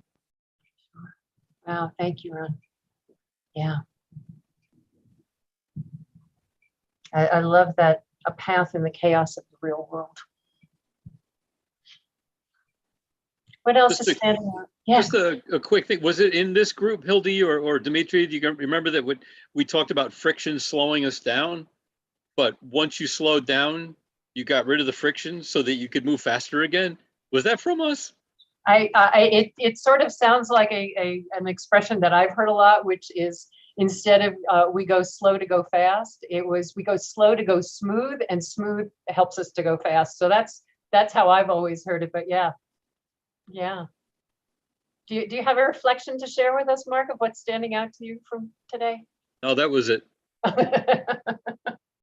I jump in on that one because I also been thinking a lot about the space for friction versus frictionless space, and reminds me of a podcast I was just listening to about Jeff Speck does work on walkability, and he was talking about how we've designed highways, right, to be safe by getting rid of everything, getting rid of the trees, getting rid of anything that would slow cars down to increase safety. But in cities where there are people, the opposite is the effect, right? It creates more danger by getting rid of these, by getting rid of the trees, getting rid of the congestion. We actually want congestion to make it safer. And it seems to me like it's about efficiency, but it's also just about like our ability to have choices about how we get around, in this case, you know, literally in transportation, but in sort of other realms too. Like it gives us more, you know, back to our succession planning talks, like more opportunities, more layers, right, of interaction. And that creates more sustainability, that creates more less, maybe even, you know, less trauma, and all of the things that we've been talking about today. So anyway, that's my reflection. Thank you. Thank you. If anyone needs to leave right at the hour, we may go just a couple minutes long. So if you need to leave right at the hour, if you'll jump in with your reflection now. Or anyone else. I think I'm really reflecting on the piece that we just were talking about of trust the people that come to the table, right? Like that mutual trust, like that really is, we have to be certain that the folks we want to communicate trust us, but we also have to trust them. Like that for me feels really deep and a lot to like uncover and think through. And for sure, this being our first meeting with you, Hildy, in this setting is, it's been lovely to slow down. Like it's been lovely to be heard and to spend time unhurried, having permission to think and listen and reflect and share, which just in my particular world just even realizing how that doesn't really happen often in any of the meetings and conversations. So it's been a pleasure. Thank you. We will have lots of that, Josephine. Who else? Oops, thank you for saying that, because I echo that. It's just like how much rich dialogue we had when it didn't seem like somebody was forcing us to have a dialogue. Like it seemed there was no end game, and I'm sure that we've satisfied Hildy's end game, but it was just really rich dialogue. Like I have heard so many wonderful things. And yes, Laurie, I think you should go be the friction, because you do it in a nice, do it in a nice way. So, you know, it just makes me always go back to like, what do we actually mean by engagement? Because Hildy, you said something, there are the silent engagers. You know, it's the same thing we say about volunteerism. Let's get more volunteers. Well, just because you have more volunteers listed in your roster doesn't mean there are more volunteers. There are people volunteering all over the place, and they're never going to register in your volunteer registry. You know, it's with sports clubs, at the schools, in the libraries, wherever they are. But yet we, you know, we go on this rampage to sign up more volunteers. Well, maybe people are engaged. Maybe we're just like you say, Hildy, we're not listening and we're not responding to actually connect with that voice, to use that word. So that's the things that's going around in my brain. So it's about responding, and it's about trust, but it's about relationship. You can't just make trust happen. There needs to be some kind of relationship. And Hildy, is there anybody here today that just came and didn't even know Creating the Future or know you? Yes. Yes? Yes. Those are people who are very trusting. Anyway, those are words that are going around in my head. Wonderful. Thank you. Madeline, how about you? I was in a webinar a couple weeks ago, and they were talking a lot about the need to unlearn our affinity for efficiency and how that relates to what Carl was saying around oftentimes the frustration with slowness and feeling like we're not accomplishing anything. And we often forget that the process and relationship building is part of the work. And how do we transform the systems that we're in so that it is viewed as part of the work and is valued as part of the work and evaluated as part of the work, instead of just numbers and evaluations at the end of the day. Awesome. Yes. Oh my gosh. Yes. Oh my gosh. Yes. Sherry, how about you? Get off on mute. I'm tending to lean towards a lot of things that have been just repeated, you know, from Elaine and Madeline, some of the others, that feeling like I'm listening to people from all over the world here, right? All over the place, but we're looking at each other and we're in a spot and we're having a conversation right now that is sharing our similar things that we're feeling and thinking. And I'm thinking, what a great way to start off this very first, you know, together chat like this, and to continue to be able to, you know, jump right into the next one. Awesome. Wonderful. Oh, thank you so much. Who else? Rachel. What's standing out to you from our conversation today? Yeah, something that really stood out to me was the relationship between power dynamics and engagement and what that means to different people. I really enjoyed listening to stories and examples that people shared today. Wonderful. Thank you. Thank you. Laurie, anything in particular standing out to you? Well, you know, when you said circle things that stood out, everything I circled, people brought up already, which is how awesome is that? But the thing that just has really stuck with me since oh gosh, is she gone?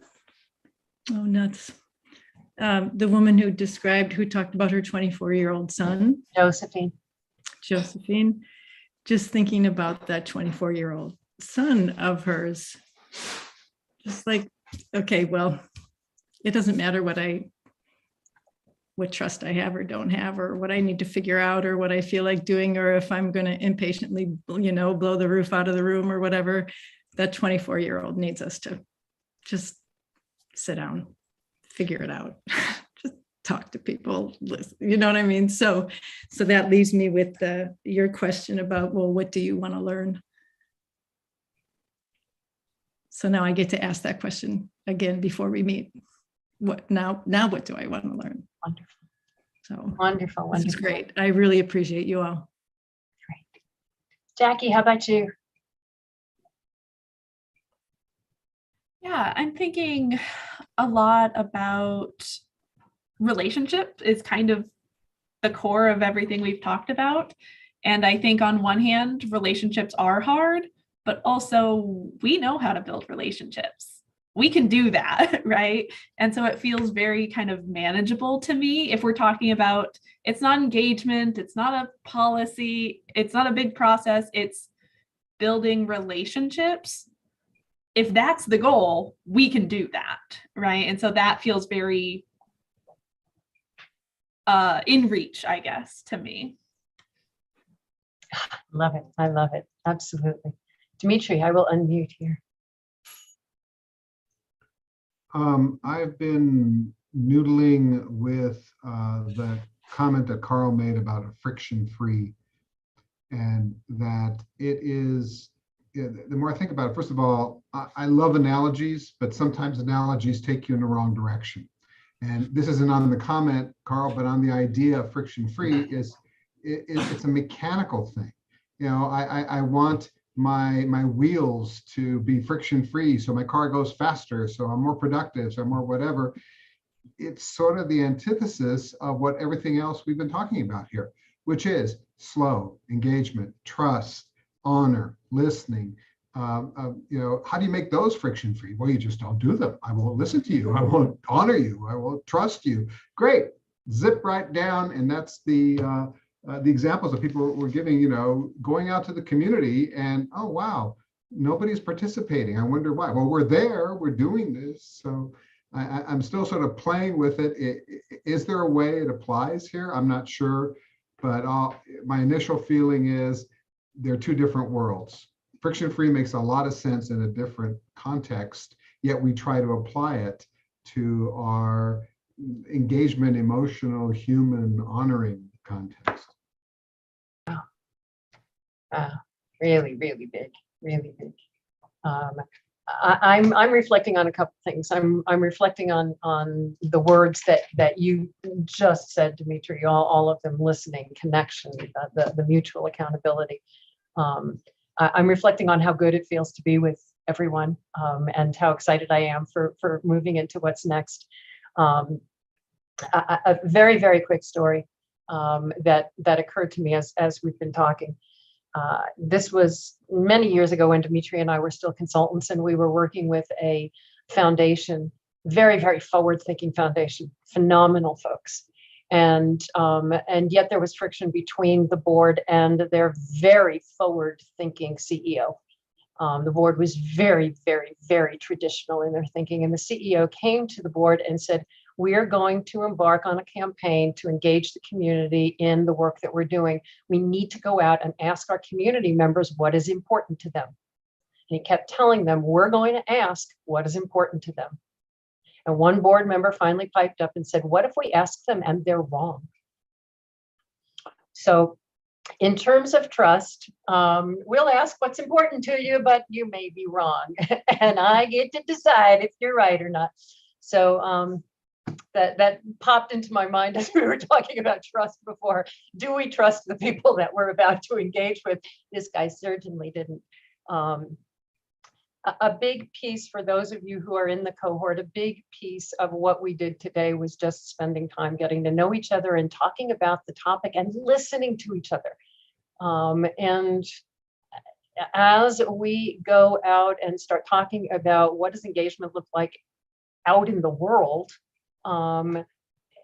this is one more way of just modeling internally. What does it look like to have conversations rooted in listening and sparking off? Oh, Jackie said that and it made me think of this. And then Dimitri said that and I pulled it all together.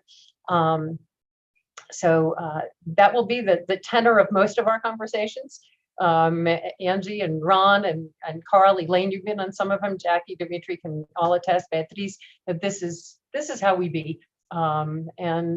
I just really, really look forward to next time, and we'll be sending out notes to remind all of you when that is, because we're meeting more this summer. And just thank you to all of you. Have a wonderful rest of your day. Thank you. And thank you all. Bye. Till next time.